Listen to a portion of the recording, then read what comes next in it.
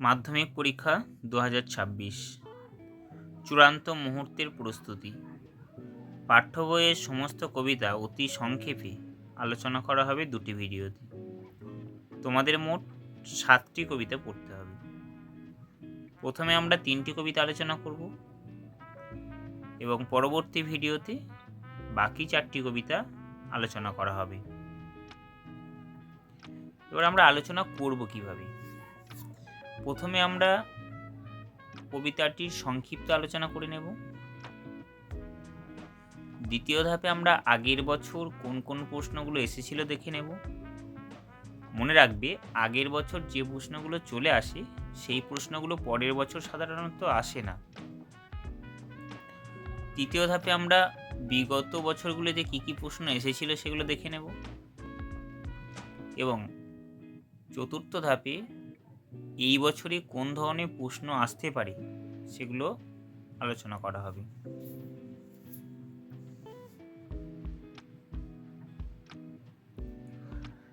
তোমাদের পাঠ্য বইয়ের প্রথম কবিতার নাম অসুখী একজন। লেখক হলেন পাবলো নেরুদা। কবিতাটি তর্জমা করেছেন নবারুণ ভট্টাচার্য। কবিতাটির উৎস পাবলো নেরুদার এক্সট্রাভাগারিয়া কাব্যগ্রন্থ। কাব্যগ্রন্থে লা দেশদিচারা কবিতাটি নবারুণ ভট্টাচার্য অসুখী একজন নামে অনুবাদ করেছেন। নবারুণ ভট্টাচার্য অনুদিত কাব্যগ্রন্থটির নাম বিদেশি ফুলে রক্তের ছিটে।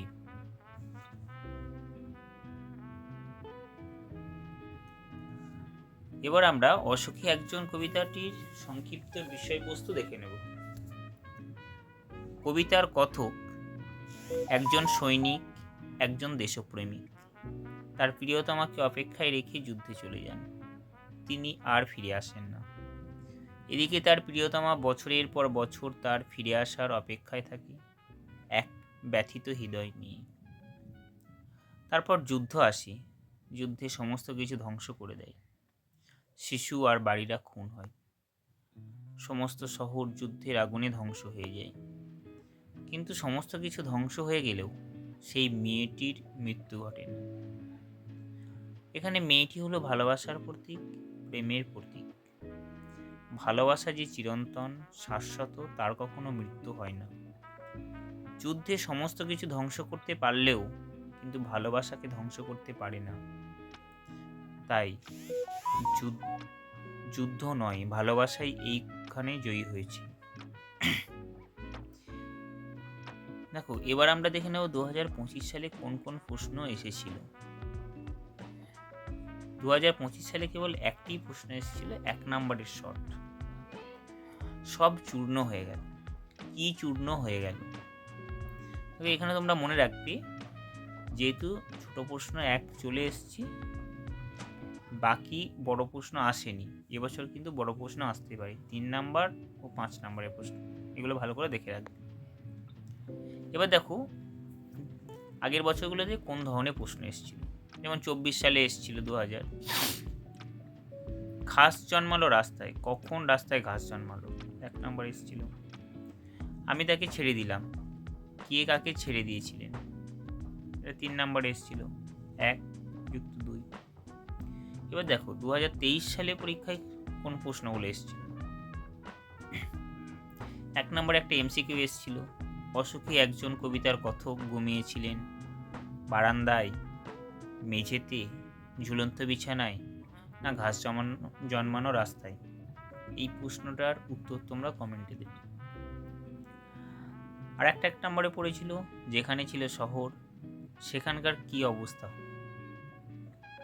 2022 সালে পরীক্ষায় এসেছিল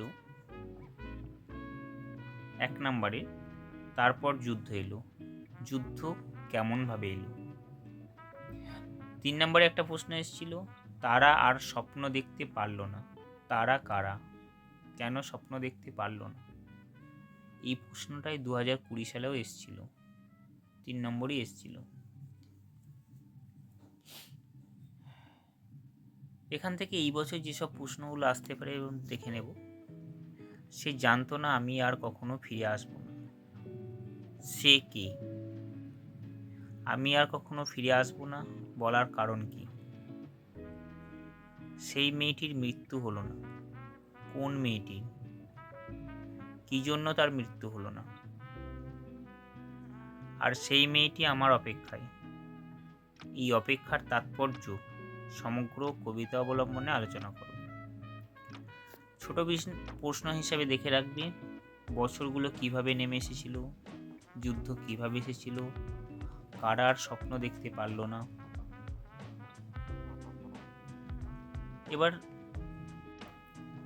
এবার আমরা দেখব তোমাদের পাঠ্য তৃতীয় কবিতা আয় আরো বেঁধে বেঁধে থাকে। লেখক শঙ্খ ঘোষ। কবিতাটির উৎস বিখ্যাত কাব্যগ্রন্থ জলই পাষাণ হয়ে আছে। কাব্যটি প্রকাশিত হয় 2004 সালে। এই কাব্যের 31 সংখ্যক কবিতা আয় আরো বেঁধে বেঁধে থাকে। এবার কবিতার বিষয়বস্তু অতি সংক্ষেপে দেখে নেব।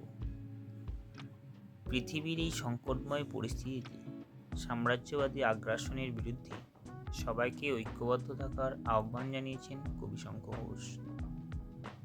কারণ আমাদের মতো সাধারণ মানুষের চারিদিকেই সমূহ বিপদ, আমাদের ভালোভাবে বেঁচে থাকার কোনো উপায় নেই।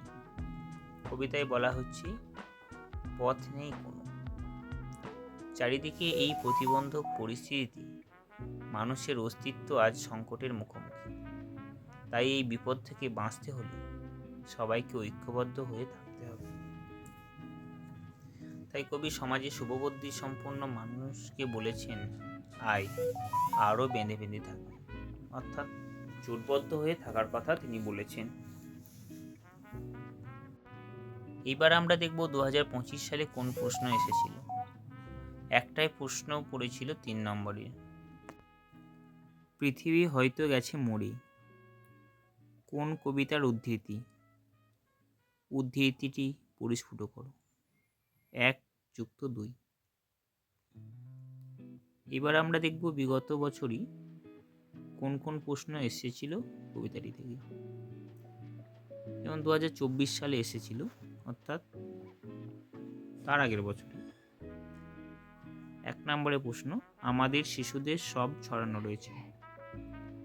ক কাছে, খ দূরে, গ অনেক দূরে, ঘ কাছে দূরে। এই প্রশ্নটার উত্তর তোমরা অবশ্যই কমেন্টে জানাবে। এই এমসিকিউ ছাড়াও আরেকটা প্রশ্ন এসেছিল 1 নম্বরে, পৃথিবী হয়তো গেছে মরে। পৃথিবী সম্পর্কে এমন বলার কারণ কি? 5 নম্বরে প্রশ্ন এসেছিল, আমরা ভিখারি 12 মাস। কোন পরিস্থিতিতে 12 মাস ভিখারি? এই অবস্থায় কি দরকার বলে কবি মনে করেন? এটা 5 নম্বরে এসেছিল, অর্থাৎ 2024 সালে কিন্তু 1 নম্বরে 2টো এসেছিল এবং 5 নম্বরে 1টা এসেছিল। এবছর কিন্তু এটা খুব ইম্পর্টেন্ট কবিতা তোমাদের কাছে। 2023 সালে এসেছিল 3 নম্বরে প্রশ্ন, আমরা ভিখারি 12 মাস। আমরা বলতে কারা? ভিখারি শব্দ বলে কবি কি বোঝাতে চেয়েছেন? 2022 সালে এসেছিল দুটি 1 নম্বরে। প্রথমটি এমসিকিউ, আমাদের ডান পাশে টাকা, বাঁধ, ধস, পথ, কোনটা সঠিক উত্তর তোমরা বলবে। আর 1 নম্বরে এসেছিল, আয় আরও বেঁধে বেঁধে থাকে, কবিতারই রচয়িতা কি? 2020 সালে এসেছিল, আয় আরও বেঁধে বেঁধে থাকি, কবিতাটির বিষয়বস্তু লেখক। 5 নম্বরে। আমরা দেখে নেব এখান থেকে কয়েকটি গুরুত্বপূর্ণ প্রশ্ন যেগুলো এই বছর আসার সম্ভাবনা আছে। কবিতাটির বিষয়বস্তু অবশ্যই দেখে রাখবি। আমাদের পথ নেই বলতে কি বোঝানো হয়েছে? আমাদের ইতিহাস নেই বলতে কবি কি বুঝিয়েছেন? 12 মাস ভিখারি বলতে কবি কি বোঝাতে চেয়েছেন? আয় আরও বেঁধে বেঁধে থাকি, কবি কাদের ঐক্যবদ্ধ থাকার ডাক দিয়েছেন? যে প্রশ্নগুলো আলোচনা করা হলো তোমরা অবশ্যই দেখে রাখবে। তোমাদের পাঠ্য তৃতীয় কবিতা আফ্রিকা। লেখক রবীন্দ্রনাথ ঠাকুর। কবিতার উৎস পত্রপুট কাব্যগ্রন্থের 16 সংখ্যক কবিতা। কবিতাটি 1936 সালে প্রবাসী পত্রিকায় প্রকাশিত হয়। এবার আমরা কবিতাটির বিষয়বস্তু অতি সংক্ষেপে দেখে নেব। ইউরোপের সাম্রাজ্যবাদী শক্তিরা আফ্রিকার ওপর যে অমানবিক অত্যাচার করেছিল তারই প্রতিবাদে কবি এই কবিতাটি লেখেন। মূলত ইতালির আবিসিনিয়া বা ইথিওপিয়া আক্রমণের প্রতিবাদ জানাতে এই কবিতাটি লেখা হয়।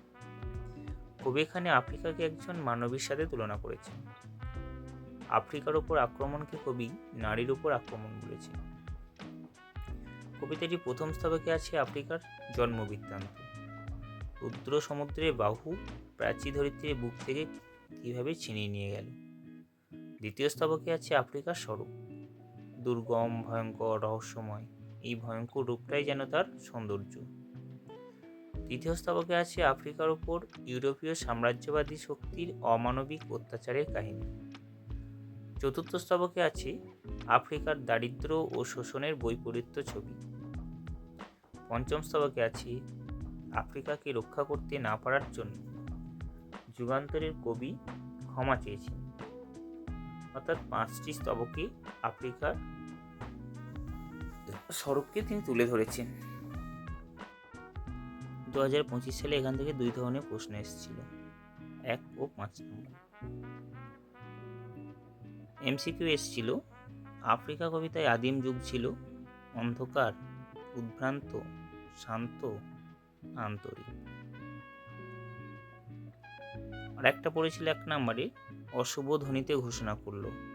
অশুভ ধ্বনিতে কারা কি ঘোষণা করলো। 5 নম্বরে পড়েছিল, চিরচিহ্ন দিয়ে গেল তোমার অপমানিত ইতিহাসে। কাকে একথা বলা হয়েছে, কিভাবে তার অপমানিত ইতিহাসে চিরচিহ্ন দিয়ে গেল। 2024 সালে পড়েছিল, কৃপণ আলোর অন্তঃপুরে, আলোর কৃপণতার কারণ কি। 2023 সালে পড়েছিল 3 নম্বরে একটি প্রশ্ন, এলো মানুষ ধরার দল। মানুষ ধরার দল কোথায় এলো, তাদের মানুষ ধরার দল বলার কারণ কি। 2022 সালে পড়েছিল 1 নম্বরে, সেই হোক তোমার সভ্যতার শেষ পুণ্যবাণী। সভ্যতার শেষ পুণ্যবাণীটি কি। 5 নম্বরে পড়েছিল, এলো মানুষ ধরার দল। কোথায় এলো, মানুষ ধরার দল এসে কি করেছিল। 2020 সালে পড়েছিল, এলো ওরা লোহার হাতকড়ি নিয়ে, ওরা কারা। এবার দেখব এবছর কোন কোন প্রশ্ন আসার সম্ভাবনা আছে। ছিনিয়ে নিয়ে গেল তোমাকে, কে কাকে কোথা থেকে ছিনিয়ে নিয়ে গেল। কৃপণ আলোর অন্তঃপুরে বলতে কি বোঝানো হয়েছে। আফ্রিকা কিভাবে ভীষণকে বিদ্রুপ করছিল। ছায়াবৃতা কাকে বলা হয়েছে এবং কেন। লোহার হাতকড়ি নিয়ে কারা এসেছিল। মানুষ ধরার দল কাদের বলা হয়েছে। ইতিহাসে কারা অপমানের চিরচিহ্ন রেখে গিয়েছিল। কবির সঙ্গীতে কি বেজে উঠেছিল। সভ্যতার শেষ পুণ্যবাণীটি কি ছিল। যে প্রশ্নগুলো আলোচনা করা হলো 3টি কবিতা থেকে তোমরা খুব ভালোভাবে দেখে রাখবে। এইগুলো দেখে রাখলে আশা করছি তোমাদের কোনো প্রশ্ন আটকাবে না। তোমরা অবশ্যই এই প্রশ্নগুলো থেকে কমন পাবে। আর এই আলোচনা যদি তোমাদের ভালো লেগে থাকে অবশ্যই কমেন্টে জানাবে। আর কোন ধরনের আলোচনা তোমরা চাও সেটা অবশ্যই লিখবে। ধন্যবাদ।